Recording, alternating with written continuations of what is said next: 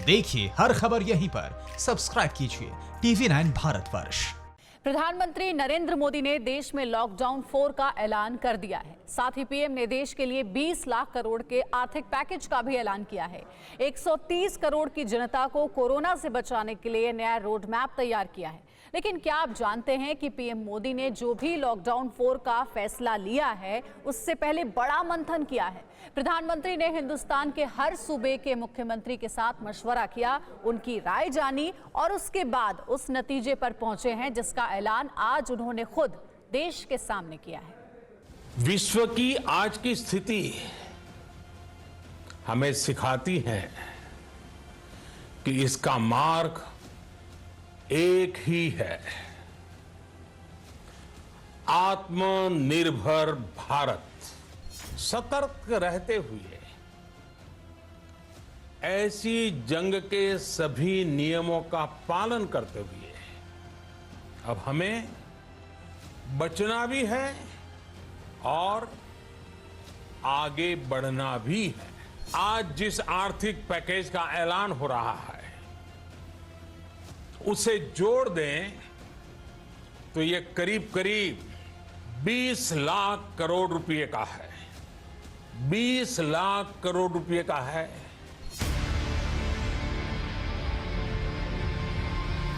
प्रकृति के प्रचंड प्रहार के बीच पांचवी बार सावधानी, सतर्कता और सुरक्षा का नया मंत्र लेकर आए थे प्रधानमंत्री। तमाम देशों के 42 लाख से ज्यादा लोग कोरोना से संक्रमित हुए हैं। 2.25 लाख से ज्यादा लोगों की दुखद मृत्यु हुई है। मौत बांटने वाली लाइलाज महामारी के रौद्रावतार के बीच यकीन की नई किश्त लेकर 125 करोड़ भारतवासियों से मुखातिब हुए थे मोदी। एक वायरस ने दुनिया को तहस नहस कर दिया है। लोगों की सांसें छीनने वाले अदृश्य दुश्मन से मुकाबला करने के लिए 24 घंटे सोचने वाले 125 करोड़ हिंदुस्तानियों के प्रधानमंत्री के शब्द शब्द में वही फिक्र थी, वही परवाह थी, हिफाजत का वही प्रण था, वही संकल्प, अपनों को महफूज रखने का वही भरोसा था जिसके लिए विख्यात है हिंदुस्तान के प्रधान। इस दौरान विश्व की आज की स्थिति हमें सिखाती है कि इसका मार्ग एक ही है, आत्मनिर्भर भारत। एहतियात के कवच से वायरस के विस्तार पर पूर्ण विराम लगाने के लिए प्रधानमंत्री मोदी प्रतिबद्ध हैं।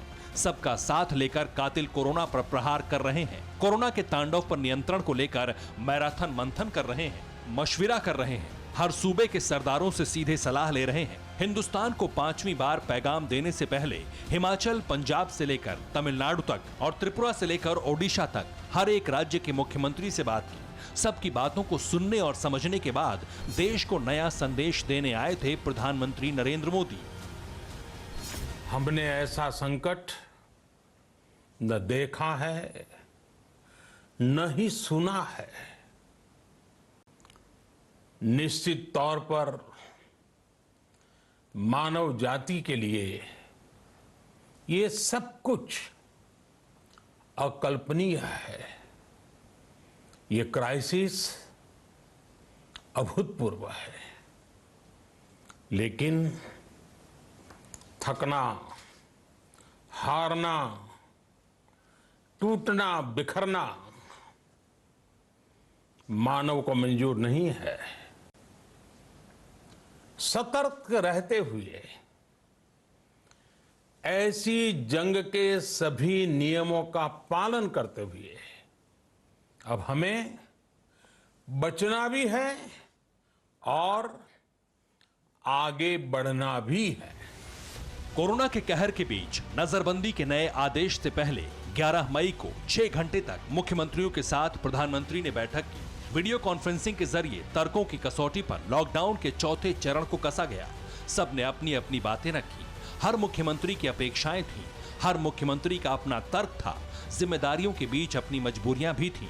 सबने जिक्र किया, पाबंदियों और रियायतों के बीच लॉकडाउन के पैरोकारी करने वाले कई मुख्यमंत्री थे। 7 राज्यों के मुख्यमंत्रियों ने सलाह दी कि नजरबंदी की लक्ष्मण रेखा को थोड़ा और लंबा खींचा जाए। लॉकडाउन की पैरवी करने वालों में महाराष्ट्र, बिहार, पंजाब, तेलंगाना, पश्चिम बंगाल, हिमाचल प्रदेश और असम के मुख्यमंत्री शामिल थे। अब जरा एक एक सुनिए किस राज्य के रहनुमा ने हिंदुस्तान के प्रधान के सामने लॉकडाउन को लेकर क्या-क्या कहा।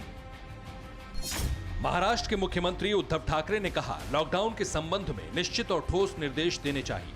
पंजाब के मुख्यमंत्री अमरिंदर सिंह ने कहा, लॉकडाउन बढ़ाया जाए, लेकिन इसके लिए विशेष रणनीति बनाई जाए। बिहार के मुख्यमंत्री नीतीश कुमार ने कहा कि लॉकडाउन को मई तक बढ़ा दिया जाए।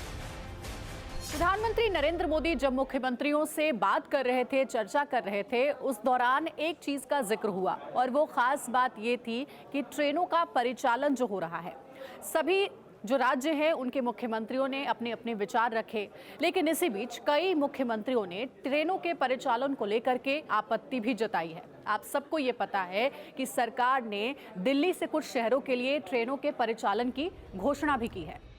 प्रधानमंत्री और मुख्यमंत्रियों के सीधे संवाद में जब जिक्र ट्रेन के परिचालन का हुआ तो छत्तीसगढ़ के मुख्यमंत्री भूपेश बघेल ने कहा, ट्रेन, उड़ान, बस सेवा राज्य की सरकारों से मशविरा करने के बाद ही शुरू की जाए। तमिलनाडु के मुख्यमंत्री पलानीसामी ने कहा कि 31 मई तक ट्रेन न चलाई जाए। नीतीश कुमार ने कहा, ट्रेन चलाने का आइडिया ठीक नहीं है। ममता बनर्जी ने कहा, रेल चलाने से कोरोना संक्रमण और फैलने का खतरा है। तेलंगाना के मुख्यमंत्री केसीआर ने कहा, ट्रेन परिचालन से दूसरे शहरों से कोरोना संवाहक आएंगे। प्रधानमंत्री मोदी ने सबको गौर से सुना और ट्रेन चलाने के पीछे का तर्क दिया।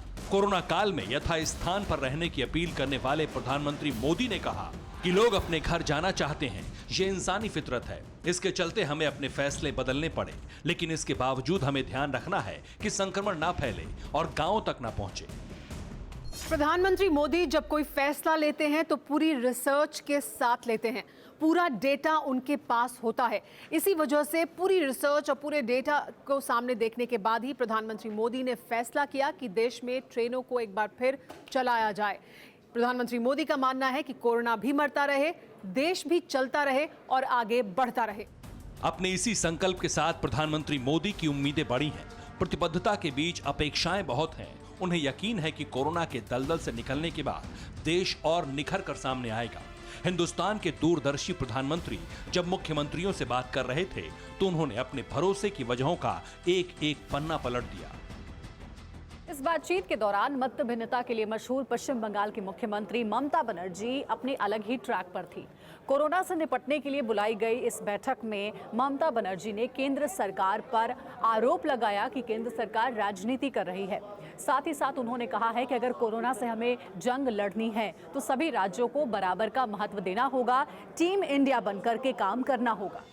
हालांकि जब पूरा देश एक साथ वायरस के विरुद्ध एकजुट होकर युद्ध लड़ रहा है, ऐसे में ममता बनर्जी के सियासी विरोध को ज्यादा तरजीह देने की बजाय प्रधानमंत्री मोदी ने कोरोना को कंट्रोल करने पर फोकस किया। गांव को संक्रमण से बचाने की चुनौती का जिक्र करते हुए जन से लेकर जग तक का नया मंत्र दिया। रक्तबीज के मानिंद बढ़ते जा रहे मौत के वायरस को रोकने के लिए मुख्यमंत्रियों के साथ मंथन करने के 24 घंटे बाद तक अलग अलग लोगों से फीडबैक लिया और फिर साक्षात हिंदुस्तान के सामने उपस्थित हुए। आज जिस आर्थिक पैकेज का ऐलान हो रहा है उसे जोड़ दें तो ये करीब करीब 20 लाख करोड़ रुपए का है। 20 लाख करोड़ रुपए का है। ये पैकेज भारत की जीडीपी का करीब करीब 10% है। इन सबके जरिए देश के विभिन्न वर्गों को आर्थिक व्यवस्था की कड़ियों को 20 लाख करोड़ रुपए का संबल मिलेगा, सपोर्ट मिलेगा।